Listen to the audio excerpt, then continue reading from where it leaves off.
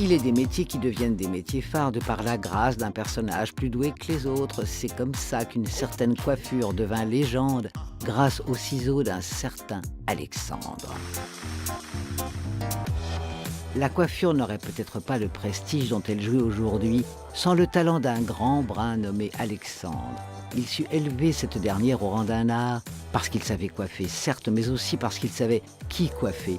Surnommé le coiffeur des reines, il eut comme ambassadrice Elizabeth Taylor, Jackie Kennedy, Audrey Hepburn, Sophia Loren ou encore Grâce de Monaco. Un talent qui est aussi une technique que tient à reprendre la maison Alexandre de Paris. Alexandre a fait sa carrière à son apogée où la coiffure s'est modifiée considérablement. Il faut savoir qu'avant la guerre, la coiffure c'était quelque chose de beaucoup plus plat et réservé vraiment à une élite. Et puis après la guerre, heureusement, il y a eu une diffusion beaucoup plus importante du métier et des grands maîtres comme Alexandre sont apparus. Et surtout, le style de coiffure a changé.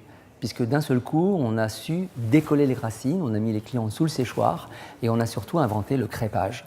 Et le crêpage, eh bien, c'est le volume, c'est des coiffures différentes, c'est une technique différente.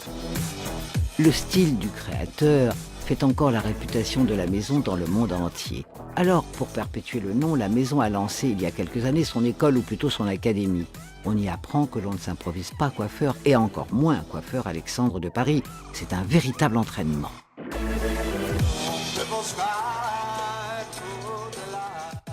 Alors aujourd'hui, on apprend à faire des crans, donc qui est vraiment le plus dur qui puisse exister dans la coiffure. Donc c'est vraiment, là c'est du condensé parce que c'est sur 3 jours, donc c'est et à nous de donner un maximum de choses et à eux après, dans le futur, de pratiquer. Moi je dis, je suis comme un médecin, je donne une ordonnance et c'est une tête de cran par jour pendant un mois.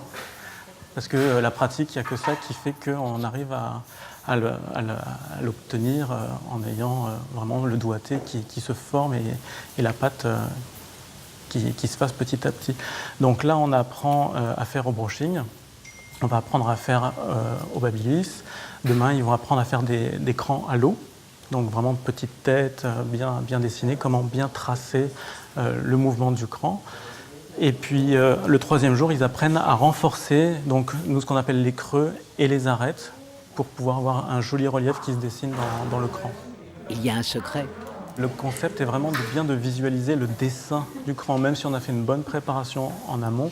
Après, il faut savoir le placer, le positionner et que aussi la cliente puisse le garder tout le long de la soirée, si elle danse, elle chante, voilà, qu'elle fait la fête et la coiffure reste. Donc c'est ça aussi notre grand pouvoir, c'est que la coiffure reste. Et des fois, les clientes elles me disent « Ah, bah, j'ai dormi avec et ça a tenu encore ». Donc là, on dit « Yes, on a gagné ». Quoi.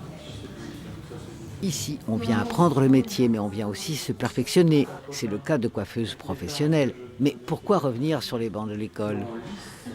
Pour approfondir mes connaissances en cran extrême.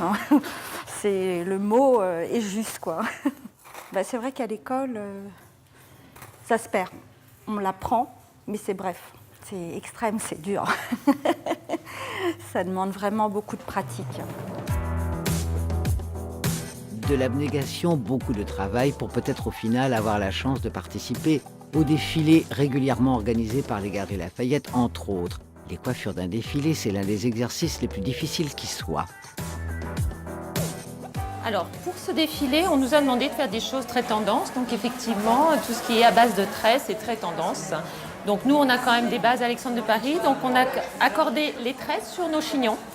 Donc, on fait des choses plus ou moins décoiffées sur certains modèles, on va dire, et d'autres un petit peu plus classe et un petit peu plus nettes sur d'autres. Voilà, on essaie d'assortir toutes les tresses possibles. Et on a différents types de tresses. Donc, il y a la tresse à l'extérieur qui va donner plus de relief, comme je suis en train de faire. Après, vous avez la tresse intérieure qui est la plus simple. Et après, il y a la tresse épi.